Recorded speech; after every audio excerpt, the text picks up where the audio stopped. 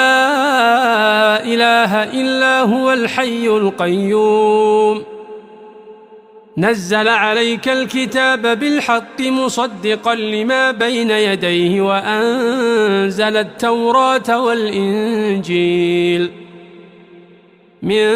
قبل هدى للناس وأنزل الفرقان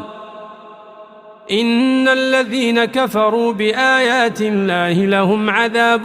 شديد والله عزيز ذو انتقام